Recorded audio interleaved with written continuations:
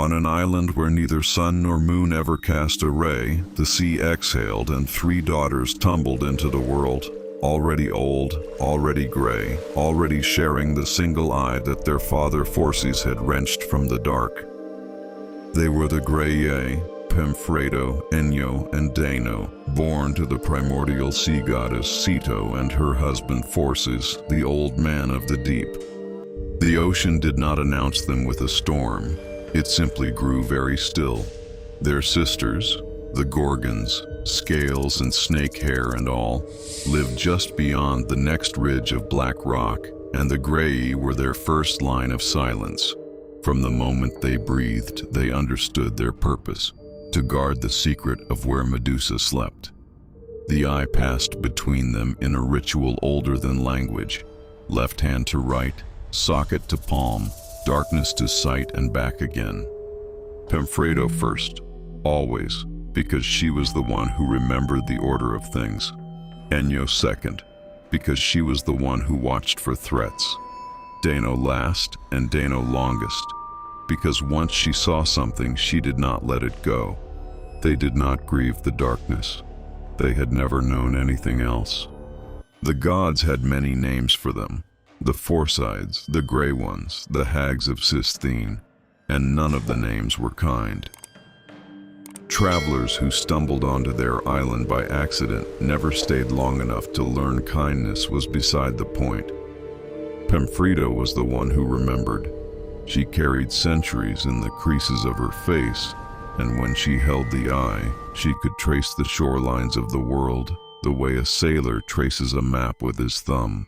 Enyo was the one who endured. Built like a woman who had absorbed every storm the sea ever sent and found it insufficient. Dano was the one who knew. She saw not just what was, but what would be when the eye pressed into her palm. Together they were something the Greeks had no clean word for. Not monster, not goddess, not prophet, not guard. They were the shape of time at the bottom of the world, and they smelled of brine and old stone and something colder than either. The myths would record them as obstacles. They thought of themselves as custodians. What the Graeae wanted was simple, and no myth ever bothered to write it down. They wanted to see at the same time, not in turns, together.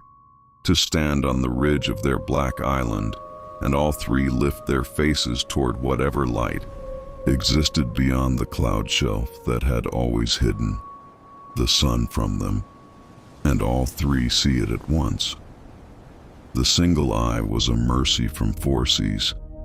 Yes, but it was also a sentence that decreed one of them would always be in the dark, one always waiting, fingers outstretched, saying, "Now, give it to me, it's my turn." Pemphredo wanted to see the Gorgons one last time, their sisters, their kin, and remember their faces clearly before the centuries swallowed that memory too. Enyo wanted to see a battle, a real one, from the ridge where she could feel the heat of it. Dano wanted something no one else could have. She wanted to see her own face, without borrowing a pool of standing water and a second-hand glance. They had never said these things aloud. That was also part of the sentence. Their flaw was the thing that made them mythic. They trusted the handoff. Every secret they held, every century of vigil, rested on one moment of vulnerability. The brief blind second between one sister releasing the eye and another receiving it. In that gap, they were all darkness. The Graeae knew this. They had argued about it in the slow way old creatures argue, not with heat, but with the patient certainty of people who have run out of new things to say and must circle back through old grievances. Dano said the solution was to keep the eye cupped in a nest of fingers, never fully releasing. Enyo said that was impractical, that fingers tired. Pemphredo said the ritual was sacred and could not be changed, so the gap remained. It always remained. They trusted the gap because nothing had ever come through it in all their millennia on Sistine. No mortal, no hero, no god had ever been fast enough or quiet enough to catch them mid-exchange. That trust was the crack in the stone. That trust was what Perseus was walking toward. Perseus came with winged sandals and the guidance of Athena and Hermes, which meant he came faster and quieter than anything natural. The Graeae heard him anyway. They were old and the island was theirs, and Dano had felt something change in the texture of the silence 3 days before he landed. But feeling and knowing are different things, and they had the eye in rotation, which meant when the change became a presence, it was Enyo's turn, which meant Pemfrida was holding her hands out in the dark, and Dano was waiting. Perseus watched them for a long time from the shadow of a sea-carved arch of rock. He had never seen anything like them. 3 women who moved as one body, turning their face in one direction, then turning it in another, sharing the world between them in shifts. Aeschylus would later write that they were shaped like swans, with the heads and arms of old women and bodies of white feathers. Whether that is true, or whether Perseus simply saw 3 shapes too ancient and strange to categorize cleanly, he waited. He watched the moment the eye passed from Enyo's hand, and he stepped forward and caught it before Pemfrido's fingers closed. The eye was warm. That surprised him. Perseus had expected something cold, something dead, a relic, a stone. Instead, it was warm and wet, and it pulsed faintly against his palm like a thing still alive, because it was. All 3 sisters went rigid at once. The silence that followed was not the silence of the island. It was a different silence, personal, the silence of a body discovering what has been taken from it. Then all 3 spoke at once, which they almost never did. The eye. The eye. Give us the eye. Their voices were not old. That also surprised him. They were the voices of women who had never stopped being capable of fury. Perseus held the eye up, though they could not see it. They felt the direction of it, turned toward the gesture with the unerring precision of people accustomed to sensing the world without looking. And he told them what he wanted. The location of the Gorgon's cave. The location of Medusa. They said no. He said he would throw the eye into the sea. Pemfredo said don't. Enyo said you wouldn't. Dano said nothing, because Dano already knew how this ended, and she had started to feel something she had not felt in centuries, the specific grief of being right. They bargained. Of course they bargained. They were old enough to understand that pride was a luxury and survival was the whole point. Enyo offered directions that led nowhere, and Perseus, who had Hermes's map in his memory and Athena's voice at his shoulder, knew it. He stepped toward the cliff. Pemfredo broke first, because Pemfredo was the one who understood consequence.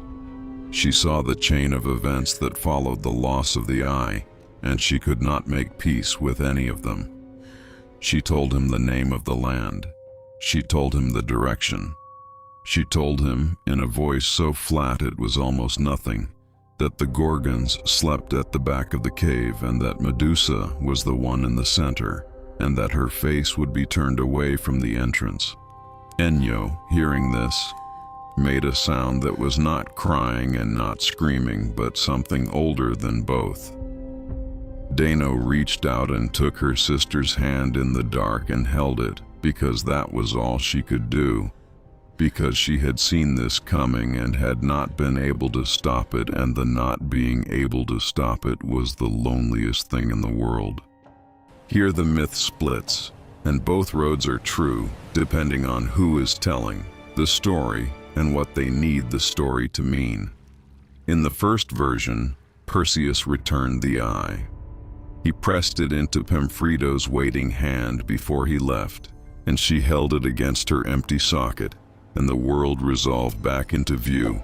Rock, sea, sky, the retreating shape of a young man with wings on his heels. In the second version, he threw it into Lake Tritonus and walked away. The ancient sources disagree and do not particularly care about the disagreement. What both versions share is this: Perseus got what he came for, and the Graeae paid the price for the information, whether or not the eye came back, because the information led to Medusa's death, and Medusa was their sister, and no eye in any socket on any island could undo that. The choice was not really about the eye. The choice was about whether a hero could be merciful after he had already won. Pindar says Perseus made them blind. Pseudo-Apollodorus suggests he returned the eye. Dino, who had seen both possible futures, had no preference. Both of them hurt the same. After Perseus left, the three sisters sat at the edge of the island, in the particular stillness of people who have had something taken from them and are learning the shape of the absence. The secret was gone. The location of the cave, the position of the sleeping Gorgons, Medusa's turned face. All of it now walked with a mortal on winged sandals toward a death they had tried and failed to prevent. What were they now? The Graeae had been born custodians. The secret had been their function, the reason for the island, the reason for the shared eye, the reason for the centuries of rotation and ritual and careful darkness. Now the secret was gone, and the function had followed it, and they remained old, gray, divine, purposeless. The irony was not lost on Dano, who had a gift for seeing the shapes of things. They had been born to protect Medusa from heroes, and the only hero who had ever actually come had taken the protection straight out of their hands and used it against her. They had been the first obstacle on the road to their sister's death. They had been the map. The news came the way news comes to those who live at the edge of the world, not as a messenger, not as a proclamation, but as a shift in the texture of things. Dano felt it first. She felt it the way she had felt Perseus coming, not with the eye, not with sight, but with the part of her that was older than sight, the part that remembered when the world was new and there were no heroes in it yet. Medusa was dead. The Gorgon's cave had been entered, and only two of the three sisters had emerged from it, and the one who had not emerged had been the one with the most stories. The Graeae had lost siblings before, not to death, not exactly, because the children of Phorcys and Ceto did not die the way mortals died, but to transformation, to legend, to the terrible distance that grows between creatures when their stories move in different directions. This was different. This was an ending. Pemfredo put the eye in her socket and looked at the horizon for a long time and did not pass it along. Ennio and Dano said nothing. They understood. Some grief is too old and too heavy to manage in turns. No ancient source records what happened to the Graeae after Perseus walked away. The myths were finished with them.